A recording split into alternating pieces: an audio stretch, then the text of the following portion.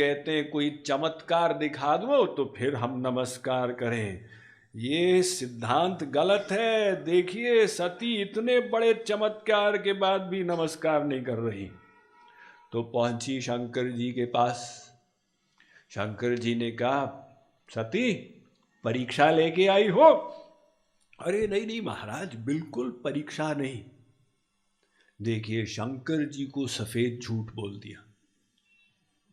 महाराज जैसे आपने प्रणाम किया, ट्रू कॉपी मैंने भी वैसे ही प्रणाम कर ली। तो शंकर जी ने मन ही मन सोच लिया कि ठीक है, फिर इसने मेरी मां का रूप धारण किया। अब शंकर जी श्री राम को अपना इष्ट मानते हैं, तो सीता जी शंकर जी की मां हो गई।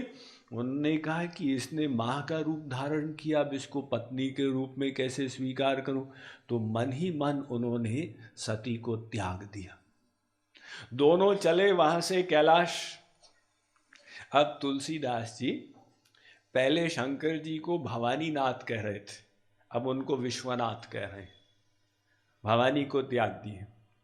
तो शंकर जी ने वहां पर सामने बिठाया, बगल में बिठाया ही नहीं, और आंख बंद की तो समाधि में चले गए। 77,000 वर्ष तक समाधि में रहे। सती समझ गई कि भाई पति देव ने तो मन से हमको निकाल दिया। तो शंकर जी ने जब आंख खोली, उनने देखा कि सती तो बहुत दुखी है। तो उस समय एक घटना घटी। ये ब्रह्मा जी ने दक्ष को प्रजापति बना दिया था। तो दक्ष को उसका अभिमान हो गया था। अब कहीं एक यज्ञ का आयोजन हुआ था, तो उसमें देवता लोग, महान विभूतियां आमंत्रित हुए थे। तो दक्ष जानबूझ के देरी से गए, जानबूझ के देखने के लिए कि मैं जब जाऊंगा तो क्या होगा। अब जब दक्ष सभा में प्रवेश किए, वे प्रजापति थे, तो लोग बाग खड़े हो गए। यही दक्ष चाहते थे। तो ब्रह्मा जी भी खड़े हो गए, लेकिन आशुतोष भूत भावन भगवान शिव वे बैठे रहे। तो दक्ष को गुस्सा आ गया। दक्ष ने कहा कि ये मेरा दामाद, इसको इतनी समझ नहीं है, शमशान में पड़ा रहता है। मैंने अपनी बेटी इसको सौंपी है, वो मृग नयनी है और ये तो मरकट नयन है। शंकर जी का अपमान कर दिया दक्ष ने। तो शंकर जी बिल्कुल फील नहीं की, शांत चुपचाप वहां से चले। दक्ष ने कहा, मैं श्राप देता हूं, इसके बाद यज्ञ में इनको आहुति नहीं दी जाएगी। वो यज्ञ में शिव जी को आहुति नहीं दी जाती है ना। तो जब ऐसा दक्ष ने श्राप दे डाला, शंकर जी तो सहन करके चले गए, किंतु वो रुद्रगण नंदी को सहन नहीं हुआ।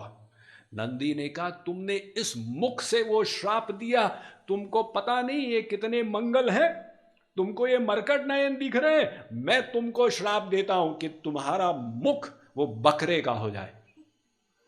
तो वहां दक्ष को श्राप मिला कि बकरे का सिर हो।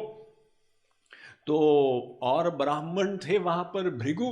भृगु ने कहा, अच्छा अच्छा ये बात है, तो हम सब रुद्रगण को श्राप देते हैं कि नशीले पदार्थों में उनकी आसक्ति हो।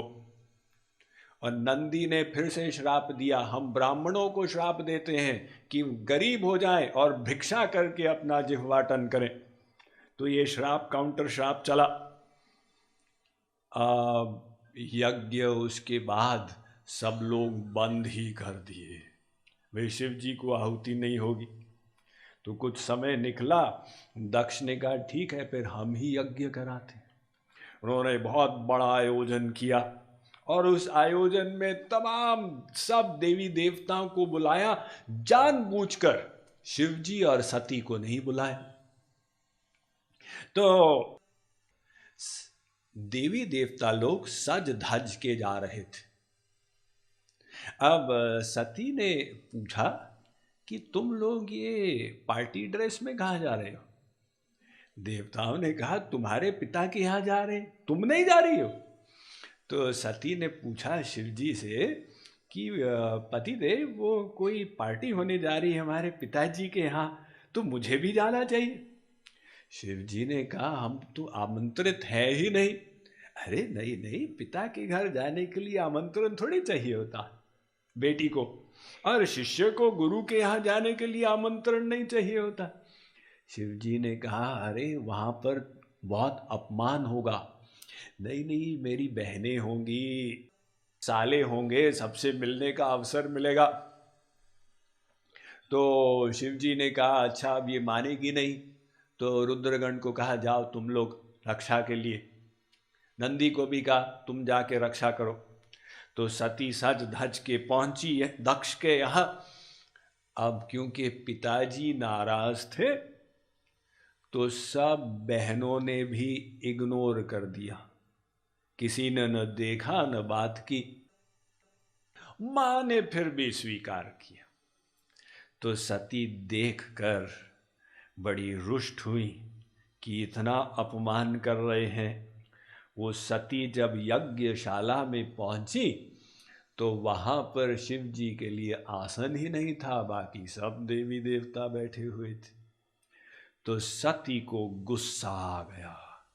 उसने कहा कि इस यज्ञ में मेरे पति का अपमान किया गया है, तो क्या हुआ यदि वो भस्म लगाते हैं, तो क्या हुआ यदि वो शमशान में रहते हैं, क्या वे मंगलमय नहीं है? उनके चरणों से जो फूल गिरते हैं, बड़े बड़े विद्वान पंडित उसे अपने मस्तक पर रखते हैं। मेरे पिताजी को इतनी बात समझ में नहीं आई। ठीक है, मैं यज्ञ नष्ट नहीं करूंगी, मैं अपने को नष्ट करूंगी। और उसने अग्नि उत्पन्न की और अपने को भस्म कर दिया। वहाँ पर हाहाकार शुरू हुआ। रुद्रगण कुपित हुए, वे अग्नि कुंड को उल्टा सीधा करने लगे। तो भृगु ने रिभु उत्पन्न कर दी और उनको रोक डाला। तो ये सब जो चला, अब मीडिया के इंचार्ज नारद जी थे, तो उन्होंने मैसेज भेजा शंकर जी को, महाराज आपको पता नहीं क्या हुआ है वहां पे, सारी खबर दी। तो शंकर जी को अब गुस्सा आया। उन्होंने एक केश निकाला, उसको नीचे पटका और एक कृत्य उत्पन्न किया, वीरभद्र, और आज्ञा दी जाके यज्ञ को नष्ट करो। वीरभद्र वहां पर पहुंचा, उसने सबसे पहले दक्ष का सिर काटा और भृगु की तो दाढ़ी खींची। सब यज्ञ कुंड उल्टे सीधे करके पूरे यज्ञ को नष्ट कर डाला। वहां पर और हाहाकार मचा। देवी देवता गए ब्रह्मा जी के पास। ब्रह्मा जी ने वापस आकर शंकर जी से प्रार्थना की, महाराज आप तो आशुतोष हैं और इनको आप माफ कर दीजिए। तो शंकर जी को शांत किया। शंकर जी फिर आए यज्ञशाला पर और दक्ष का सिर कटा हुआ था। उन्होंने कहा जाओ निकटतम जो प्राणी मिले, पशु मिले, उसका सिर काट के ले आओ। तो निकट में बकरा मिला, वो बकरे के सिर को शंकर जी ने जोड़ दिया, तो दक्ष को बकरे का सिर मिला। अब सती तो भस्म हो गई, तो सती ने पुनर्जन्म लिया। अब वो हिमवान और मैना देवी की पुत्री बनी, तो हिमालय में उन्होंने जन्म लिया।